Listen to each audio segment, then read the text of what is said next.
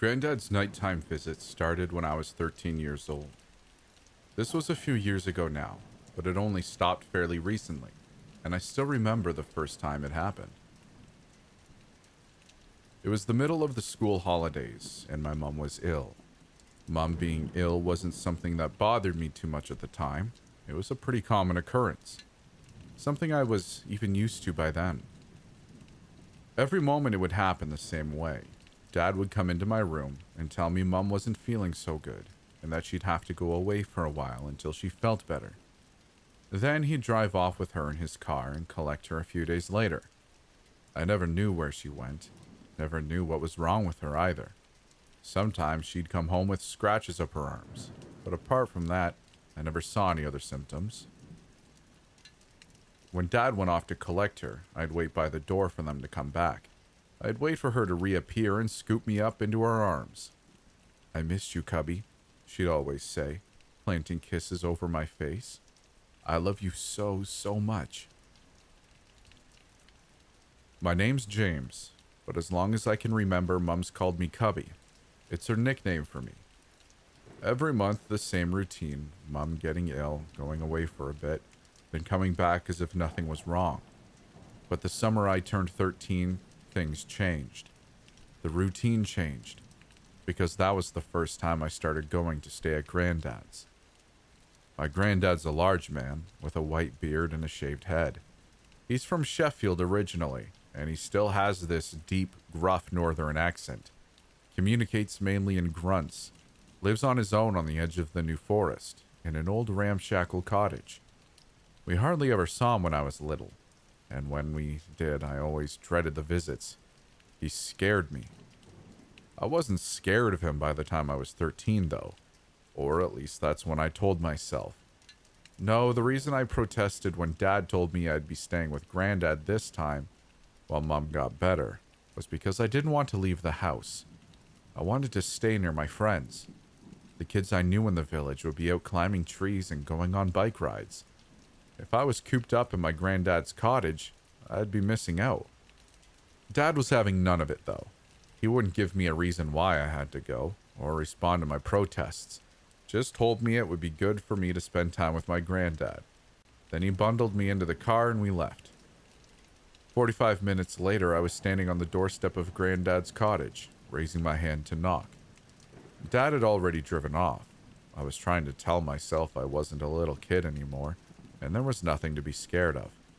But as the cottage door creaked open, and Granddad's large shadow fell over me, I couldn't stop my heart from beating a little harder in my chest. Granddad's cottage was old. The ceilings were low and the furniture was minimal. The carpets were moth-eaten, ancient things that seemed to kick up tiny clouds of dust whenever you put a foot on them. The bathroom had black mold rising up the wallpaper. The paper itself was damp and flaking, and had peeled away to the stone in some areas. Entering the room felt like stepping into a cave. My bedroom wasn't much better. It was right at the back of the house, and it had only 3 pieces of furniture: an oak chest of drawers, a dilapidated wardrobe, and a single bed in the corner. I remember my heart sinking the minute I set eyes on it. Oddly, even though I can picture Granddad's house clearly enough, I don't remember much about how I spent my days there, especially during the first visit. I think we mainly kept out of each other's way. Granddad would be in the lounge watching TV or reading, and I'd be in my room on my phone, making the most of the 1 bar of 4G I could find in the cottage. I can't remember if we spoke to each other much, or what we said if we did. Mostly it's a blur. What I do remember are the nights. The first night in particular. I told Granddad I was tired and that I was going to head to bed early. He grunted something in response.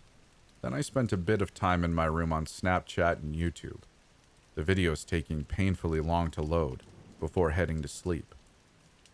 I woke sometime in the night. The cottage was silent around me. I could hear the leaves of the birch tree rustling in the wind in the back garden, but that was all. Moonlight spilled through a gap in the curtains.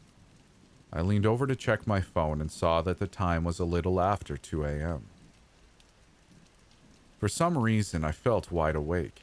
My heart was beating hard in my chest, and a film of sweat coated my forehead, as if I'd woken suddenly from a nightmare. But if I had, I couldn't remember it.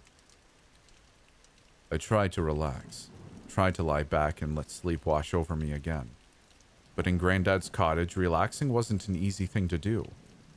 At first, I'd be able to hear the tree outside the window, but as I lay there on the pillow, staring into the darkness, I began to hear other noises too. The soft creak of a floorboard, faint taps, a distant rattling, which I assumed had to be pipes in the wall, and other sounds as well. Sounds I found it harder to place. At one point, I heard something that sounded like a faint snuffling noise, coming from the back garden. Some kind of animal. But when I sat up in bed and strained my ears, all I could hear was the wind. Get a damn grip, I told myself. You're 13 years old, not a little kid anymore. It was easier said than done, but I managed it eventually. I don't know how long I lay in the dark for, but after a while, tiredness finally got the better of me. My mind began to settle. I felt myself slowly drifting off. Only to jerk suddenly awake again when I heard a noise outside my room. A soft, deliberate creak, loud and clear in the darkness. I turned over in bed, trying not to make a sound. My heart hammered in my chest. I pulled the covers down from my face slightly, positioning myself so I could peek over them, so I could see the bedroom door. And as I stared at it, feeling like I was 5 years old again, I saw the handle begin to turn. I squinted my eyes shut. I don't know what thought was going through my mind, but right then I reverted to an age-old tactic, pretending to be asleep, playing dead. I could still see through a crack in my eyelids, but now the room was blurry, as well as dark. I lay as still as possible, trying to keep my breathing normal. For a few seconds, nothing happened. There were no more sounds. And then, just as I was beginning to think I might have imagined it all, the door swung inwards. Granddad stood in the frame. I couldn't make out his face, but I recognized his towering bulk. He was standing completely still, filling the doorway top to bottom, breathing heavily in the silence. He's just checking on you, I told myself. He's come to check that you're okay, that's all. But even as the thought went through my head, I saw something that made my blood turn cold. I saw something that made me suck in a sharp breath and tense my entire body below the covers. The shape of Granddad's head was wrong. It was all wrong, even in the blurry shadows. The wrongness was unmistakable. His silhouette bulged out in strange places, bulking out around the lower half of his face in a way I couldn't understand. I opened my eyes another fraction of an inch, unable to help myself, and what I saw did nothing to quiet the fear swirling in my chest. Granddad was wearing a mask, a black mask. It covered the lower half of his face, allowing space for the top of his eyes to peer over at me. The mask covered his mouth and nose, with multiple straps on each side, stretching around his cheeks to the back of his head. It looked like one of those pollution masks people sometimes wore in big cities. I snapped my eyes fully shut, forced myself to breathe in, then out, then in again, nice and slow. I kept my eyes strained for the sound of Granddad's feet on my bedroom floor, but it never came. After a while later, I heard the soft squeak of the door shutting and his footsteps receding down the hall. We never spoke about him coming into my room. I never mentioned it to Granddad, and he never said anything about it to me. I never told anyone else either. I thought about telling Mom or Dad after the first visit, but in the end I kept quiet. Partly because I was so happy to be home again, I think. But mostly because the memory had taken on a strange quality by that point. It was like an old, half-forgotten nightmare. I could still picture it, but the fear I'd felt at the time had faded. It was as though the whole thing had happened to someone else. The feeling didn't last, though. Next month, Mom got ill again, and I was packed back off to Granddad's cottage. I protested harder that time, but Dad still wouldn't bend. He just told me to stop being selfish and to give my mom some space so she could get better. Wouldn't look at me as he said it. And once again, when I stayed at Granddad's cottage, he came to my room, stood in the shadows of the doorway, the same black mask on his face. He never touched me or anything. I don't want you to think that. This isn't that kind of story. He simply stood on the threshold of my room, on the edge of the moonlight, staring in at me. Then, after a while, he'd leave again. The ritual happened every time I visited. It's been happening each month for the past 3 years. And it was only yesterday that I finally learned the truth. Only yesterday when all the pieces clicked into place at last. Around my 16th birthday, I began to get ill. Weak and tired with no energy. Hungry all the time. I got this prickly rash on my body too, and my muscles and bones constantly seemed to ache. It was summer, so there was no school, and I stayed in bed all day, falling in and out of a broken sleep, dreaming. The dreams were vivid and strange. In them it was nighttime and I was running, sprinting through the woods as fast as I could, faster than I'd ever gone before in my life. The moon hung overhead in a purple-black sky, framing me like a spotlight, and at the end of each dream I'd stumble out into a clearing. I'd see Granddad's cottage, and just as his front door began to creak open, I'd wake up in a cold sweat. Yesterday evening, Dad visited me in my room, came and sat beside my bed. He told me that Mum was ill too, and that he'd have to take her away for a few days. Told me to get lots of rest. But when I asked him what time he'd be coming home, he told me he wouldn't. Not for a few days, anyway. He said he'd be back when Mum was better, and in the meantime, Granddad was going to come around and look after me. That was when I finally lost it. I was too ill to get properly angry at him, but I did my best, screamed and yelled. Told him I didn't want Granddad to come and stay with me. I wanted him and Mom. I accused him of abandoning me, said I hated him. He just sat on the chair beside my bed and took it, listened to me without saying anything. The guy looked more tired and old in that moment than I'd ever seen him look before in my life.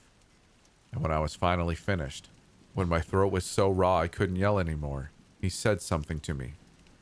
Something that started a conversation I'll never forget. I know you don't understand why I'm doing this right now, but you will soon. Granddad will explain everything. I sighed and laid back against my pillow, exhausted. I don't want Granddad to explain anything, Dad. I want you here. I know you do, James, but I can't stay here. Not right now. It's not safe for me. I opened my eyes fully and stared at him, suddenly alarmed. What do you mean it's not safe? Am I contagious or something? No. He shook his head. It's nothing like that. It's just that at certain times of the month, I have to. He sighed again and looked back down at me, shook his head once more. It really is best if your grandfather explains all this, James. Your mother can help too when she's back. I might know more about it than most, but I don't really know. Not like them. I had the urge, almost overwhelming, to reach out and shake him. I didn't understand anything he was saying. What do they need to explain? I said. Can you please just tell me what the hell's going on? My dad sighed again. He stood up and walked over to my bedroom window, then peered out through the curtains. Big moon up there tonight, he said after a moment. Not even dark out and I can already see it. He stared through the glass for a while, then turned back again, turned to face me. James, you know how your mom gets poorly each month, he said. How she has to go away for a while until she's better. I nodded. Of course I knew. Okay. Well, the reason she has to go away is because she has this rare condition. It only flares up every once in a while, and it's easy enough to predict when it's going to happen. But that's the only thing about it you can predict. At her age, they can get, well, your mother finds it hard to do certain things, I suppose. She finds it hard to act in a certain way. What condition does she have? Your granddad will explain that better than me. Why will he explain it? Why can't you just tell me? Because he has it too. I don't understand why you can't. I paused, suddenly processing what my dad had just said. Wait, did you say Granddad has it? Dad nodded. After a moment, he sat down on the end of my bed, ran a hand through his hair. It's genetic, James. Granddad has it, and your mom has it, and you have it as well. I stared at him, unsure I'd heard him correctly. I have? Yes, you do. It's not a bad condition exactly, but it's something that has to be managed carefully. Your granddad has lived with it for a long time, and he knows all about it. He'll be able to help you. Blood was pounding in my ears. Thoughts and memories were suddenly pressing at the edges of my mind like angry dogs. I pushed them away and focused on Dad. Is that why you started sending me to his house every month? So I got to know him better? So he could freaking help me with whatever the hell this is I've got? Dad stared at me with sadness in his eyes. It wasn't my idea, he said after a moment. Your mother said it was best. Granddad agreed with her. When you're coming of age, it's good if you can spend time with older ones of their... Well, like I said, your granddad can explain it. I bit back another urge to scream at him. I still didn't really understand what the hell he was talking about, or at least the main part of my mind didn't understand. At the same time, though, something was starting to nag at me.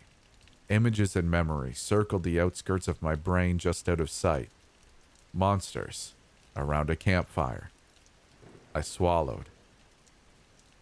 You said it wasn't safe for you, I said after a moment. When Mum gets ill, you said you can't be around her. Dad paused, then nodded his head. And what about Granddad? Are you safe around him? Dad opened his mouth and closed it again. He frowned. Your granddad's better at dealing with his symptoms, he said eventually. He's had longer to get used to them than your mother has, but no, I still wouldn't be safe. Not completely. So why was I safe? I exploded. Why did you ship me off to stay with him every month? Is that why I've caught this thing? No. I told you it's genetic. You're born with it. And besides, your grandfather would never hurt you. We took extra precautions on the worst nights too. I insisted on it. We made sure you'd never. But my dad's voice was suddenly growing distant. The things circling my mind had grown close enough for me to see them at least. They came out of the shadows and were lit up by the flames. Exposed. A barrage of images and memories flew through my head in a blur. I remembered the times Mum would come home with scratches up her arms. I remembered the dream I'd had where I was running through the woods. I remember Granddad, standing in the bedroom doorway in the cottage, the black mask covering his face. And in that moment, I realized something I'd never understood before. Something that filled me with a sickening combination of terror and excitement. The thing on Granddad's face hadn't been a mask after all. It was a muzzle. Thank you for making it this far. I hope you enjoyed the video. I just wanted to quickly let you know about a couple things I have going on.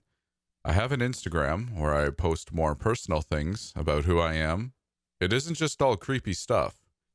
You can find me at Stories After Midnight. I also have a Twitter where I mainly retweet and like things I find interesting. The handle for that is in the description, but it is S_A_midnight. I should really find another one because that's hard to say. If you really like what I'm doing, consider joining the Midnighters. That's my growing community where we hang out and have fun and talk about cats. You can find a link to our Discord in the description below. We'd love to see you there. Other than that, it'd make me happier than a cat on a table full of antique glassware if you'd like the video and consider sticking around for more. We'll see you in the next one.